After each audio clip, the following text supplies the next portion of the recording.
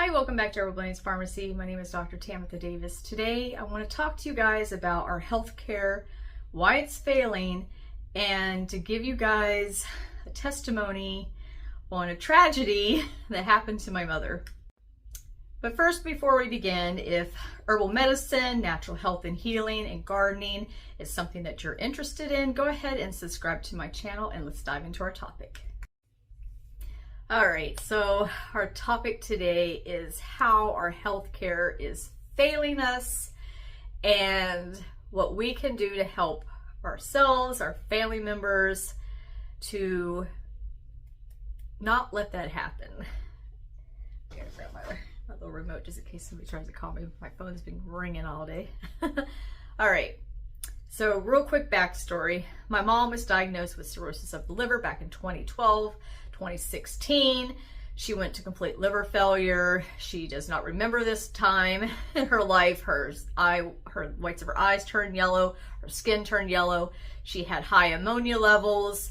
She had to continuously, like every other day, get her stomach drained. It's called a paracentesis, where you have fluid buildup in your stomach. That's called ascites. And they have to go in there with this big needle and suck it all out. And her liver was just not working.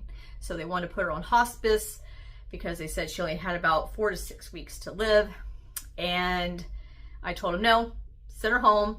I know she doesn't want to die in a facility. So I brought her home, and the only thing I could keep down her was green juice.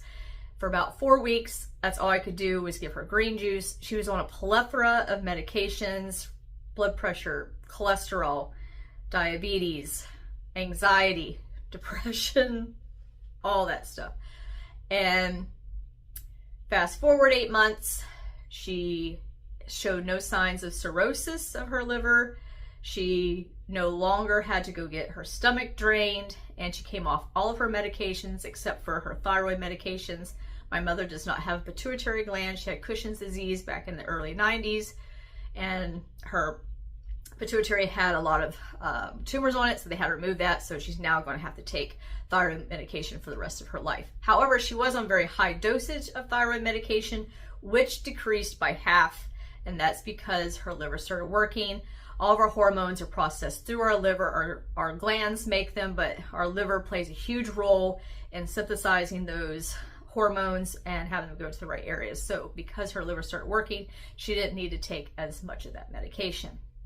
All right, my mom is one of those people, very, very stubborn, and when she feels better, just like many Americans, or many people, I guess, she started eating old crappy stuff, her old ways, started doing stuff that got her to where she was at to begin with. So from 2016 to 2022, last year, 2022, her cirrhosis came back in 2022, and it came back with a vengeance. She had to get pumped again at least once or twice a week, and her ammonia levels went higher. They had to give her this stuff called lactulose, which gives you diarrhea, but it just takes the ammonia out of your system.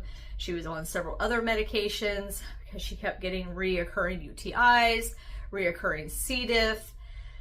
You name it, this woman had it. She was back on her diabetes medications, and she started having anxiety and sleep issues, blah, blah, blah, blah, blah. And at that time, the doctor was like, you may want to consider going on hospice care because you're needing to be pumped so much and you're so weak. And she cognitively was starting to decline. And she kept saying no. I would give her various herbs for the moment when she was having mental issues till she came back around, and she made her decision to eat unhealthy. Fast forward to 2 weeks ago on a Friday night, whatever, one of those 2 nights, 2 weeks ago. I was sick for a couple of days. I was sick on Tuesday and Wednesday. I came back Thursday, so it was a Thursday. I came into her apartment. It was 90 degrees. My brother had jacked the thermostat all the way up, and I thought the woman was having a stroke. She was wide awake, and she was looking at me, but she could not form any words. Called 911. They sent her to the hospital, and they put her in ICU. I could not go see her until the next day because visiting hours, blah, blah, blah, blah. I finally go in the next day around noon, and when I get there, there's a hospice intake nurse who just got done signing her up for hospice care. And she was looking for a facility for my mother to go into, and I was irate. I'm like, the woman is not in her right mind to make any sort of decisions. I am not medical power of attorney. However, I am working on that one. Please, please, please. If you're somebody who's very sickly and stuff and you're in your right mind, make somebody medical power of attorney, because you don't want to be making decisions when you're out of your mind. And these people know it. This is where our healthcare is failing us. They are having to make decisions when you are not mentally capable of making decisions. And this is what happened to my mother. Your mother doesn't want to come back to the hospital. Well, who the hell does? I don't want to come back to the hospital. I don't like hospitals either. But I don't know. They talked her into signing herself up for hospice. I said, no, she doesn't need a well-care facility or wherever you guys are going to send her. I'll send her home. Blah, blah, blah. Are you going to be there 24 hours a day with her? Sure. Yeah. We'll be there 24 hours a day for my mother. So Saturday, sent her home. She had a UTI. They sent some antibiotics. Actually, no. I had to ask for the antibiotics. So they did, send the antibiotics home. They were prescribing her with oxycodone, morphine, and lorazepam to give her every 2 hours. Now, if you know anything about medicine, that is dosage that they give you in hospice when they are trying to. So I was like, okay, all right, give me the medication. They took her off all of her other medications, okay, because that's what they do in hospice. They sent her a hospital bed with an air mattress, and I was like, okay. The nurse had came out on a Saturday. She came home on a Friday night, and she talked about some stuff she was going to order for her and how to give the medications and blah, blah, blah, blah, blah. And I just smile and nod because I'm thinking, yeah, we're not killing my mother. And I cannot legally take her off of hospice. Only she can. So I'm thinking, all right, she's like, okay, there's going to be another nurse come out on Tuesday. I'm thinking, all right, we got until Tuesday to get my mother in her right mind. So the nurse comes out. They sent a CNA out to give her a bath. They sent a chaplain out. They sent somebody else out to talk about funeral arrangements. I think it was like a social worker or something. And she was trying to get her into an immediate 24 care facility. And I was like, okay, well, let's talk about this 24 care facility, or is she going to be able to get up out of bed? And basically, no. When you go into hospice, depending on your circumstance, hers was a stay in bed, give medications every 2 hours until lights out. I did not want that. I knew that my mother did not want that. The only thing that was wrong with her currently at that time, yes, she had cirrhosis, but she had a UTI and she was severely dehydrated. I'm not going to give her medications every 2 hours until it lights out. This is where our medical system is failing, because they would not listen to me, that her going in there, that was not who she was on Monday, or Sunday when I was there. And so, yeah, they were upset with me. The nurse that came out, I had my mom up out of the bed. I've been getting her up out of the bed. I was giving her green juice, giving her herbs for her liver, for her kidneys, because her kidneys were also shutting down.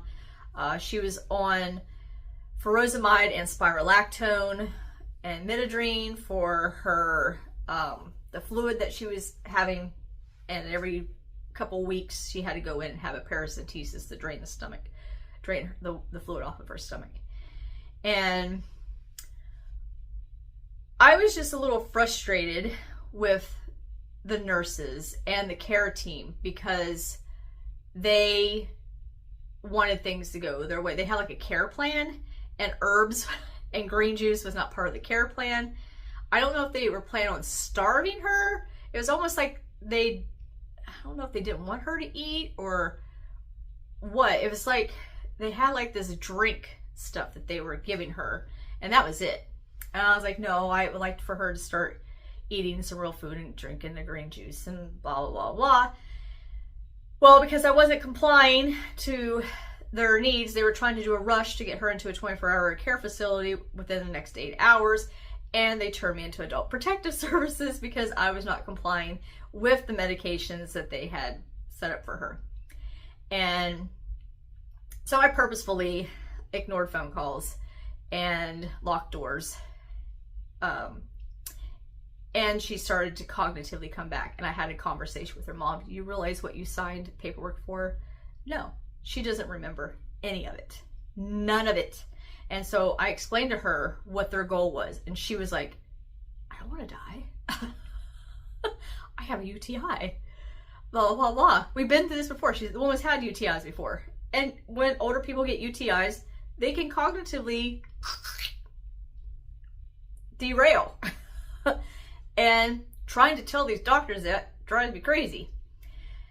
Anyway, so unexpectedly a lady came out today, and I have a mom up in a wheelchair, and we're having the conversation. Mom's there just chatting. She's like, your mom is doing really, really well. I'm like, yeah, you all wanted to kill her. And she's like, well, that's not really what our goal is. Yeah, it is. No, our goal is comfort care. No, it's not. Okay, comfort. Yeah, you give people a bunch of pain pills. Yeah, they're going to become, because they're not going to be aware of anything that's happening. Why is our medical system doing this to us? There's money into having her in a facility. There's money into giving her medication every 2 hours. There's money into having somebody come out every couple of days to push this thing of trying to keep us sick. There's not any money in healthy people. This is why you need to advocate for your family members, and you need to advocate for yourself, and to be eating healthy, to be doing things that are healthy. I want to live to be along, like a ripe old age, but I want to be able to be ambulatory and mentally and cognitively sound while I'm there. I want to be walking in the woods, playing in my garden, chasing after grandkids, great grandkids. I don't want to be shacked up in some bed somewhere with tubes and pills and stuff just being pumped in my body. What kind of life is that? Otherwise, just take me out into the pasture, right? And I know my mom doesn't want that. She likes to get out. We go for drives. We go on long trips and stuff. And you're going to put her on hospice because she had a UTI? Her liver function has been the same for the last 2.5 years. Yes, she does have cirrhosis again because that was her poor life choice. Okay? But it hasn't gotten any worse. Hasn't gotten any better. But you're looking at the cirrhosis, and not because she has a UTI and low sodium, because she was severely dehydrated because my brother turned the thermostat up to 90. And it was 90 degrees in her apartment. You're not looking at that. You're not listening. Doctors don't listen. I've run into that so many times, and I am so grateful and thankful I have the education that I do, and I can advocate for my mom when I can. But our medical system, it's so scary because they're supposed to be here to help us. That's how you were going to help my mom, was to put her in a 24-hour care facility and keep her drugged up until her body literally just shut down and she just checks out. It's so alarming and scary. We should be terrified, honestly. And I don't know. It's very, very disheartening. So please, if you're watching this video, send it out. It could save a family member's life. And if you have any sort of disease yourself, really, really look into natural ways of healing your body. God has supplied all of our needs. There's a saying from Hippocrates, let thy food be thy medicine and medicine be thy food. And I have a saying, look into nature. What is nature doing that we're not doing? Okay, we want to eat things that are nature. We want to eat things that are in season. We want to eat mostly raw organic foods. We want to eat things that are clean. not chock full of pesticides, because those pesticides is what's killing us too. We don't want to eat things that are genetically modified to resist pest sprays, herbicides. We want to eat things that is going to bring life to our body. And you have the control of that. Not the doctors. Don't give the doctors control, because they are just looking to make money. And the pharmaceutical companies, same way.